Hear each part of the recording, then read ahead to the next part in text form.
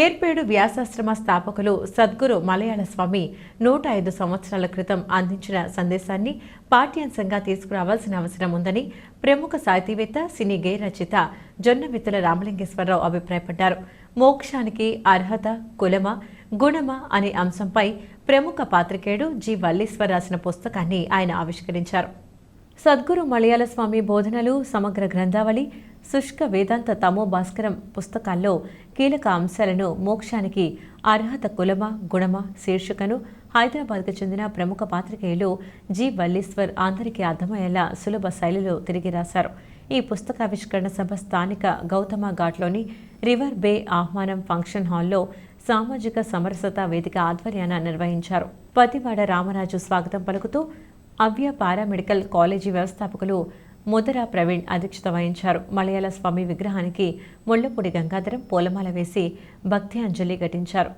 సామాజిక సమరసత వేదిక గురించి ఓలిటి సత్యనారాయణ వివరించారు. ముఖ్య అతిథిగా పాల్గొన్న జొన్నవిత్తుల ఈ పుస్తకాన్ని ఆవిష్కరిస్తూ అందరికీ అర్థమయ్యే సులభ శైలిలో వల్లీశ్వర్ తిరిగి రాయటం అభినందనీయమన్నారు. రామాయణ మహాభారతాలు మన రక్తంలో అంతర్వాహినిగా ఉన్నాయని, అందుకే ఇన్ని కులాలు ఉన్నప్పటికీ అందరూ ఐక్యంగా ఉంటున్నామన్నారు.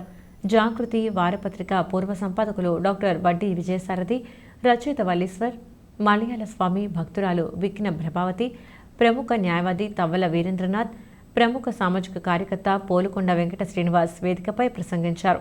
ఈ సందర్భంగా వల్లీశ్వర్ని ప్రముఖ మానసిక వైద్య నిపుణులు డాక్టర్ కర్రి రామారెడ్డి సత్కరించారు. దుర్గా ప్రసాద్ ప్రేరణ గీతం ఆలపించారు. జి సురేష్ వందన సమర్పణ చేశారు. తొలుత విభూది బ్రదర్స్ బుర్రకథలతో అలరించారు.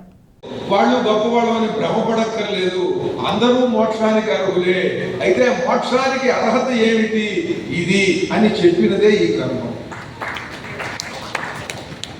ఇంత పరమాద్భుతమైన విషయాన్ని చాలా మనసతోనలో తెలిపించినట్టుగా చక్కని పదాలతో చక్కని భావ ప్రకటన సామర్థ్యం వల్లీశ్వర్ గారికి చాలా ఎక్కువ అత్యధికం.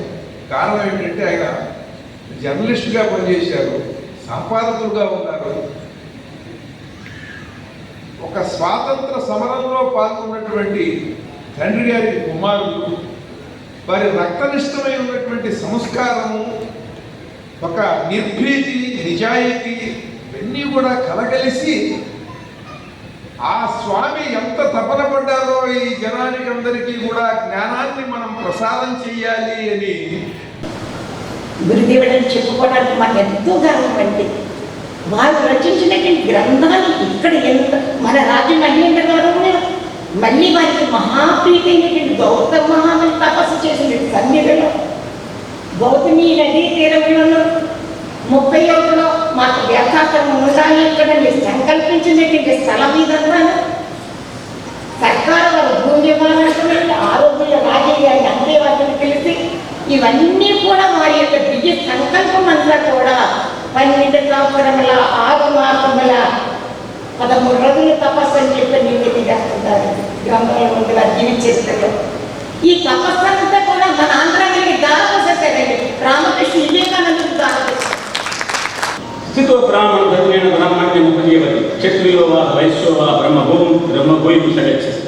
బ్రాహ్మణ ధర్మాలను ఆచరిస్తూ, బ్రాహ్మణ ధర్మాలు అంటే నిత్యకర్మ, అగ్నికార్యం చేయడం, నిత్యం పూజ చేయడం, అందులో సూర్య భగవాన్ని ధరించే దైవం, ఆ దైవాన్ని స్మరించడం ఆచరిస్తూ క్షత్రియ వైశ్య సూత్రులు కూడా తమ బ్రాహ్మణ్యాన్ని ప్రకాశింపజేసే బ్రహ్మత్వాన్ని పొందగలరు.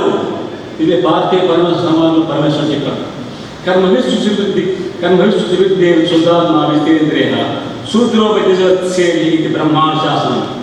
పవిత్రమైన కర్మలు ఆచరించడం వల్ల పవిత్రాత్ముడుగాను ఇంద్రియాలను జయించిన వాడినైన శూద్రుడు కూడా, అంటే గుణాధారంగా నిర్ణయించుకుంటే అలా అటువంటి వ్యక్తి కూడా బ్రాహ్మణులే శ్రేయపదగిన వాడని బ్రహ్మదేవ శాసనము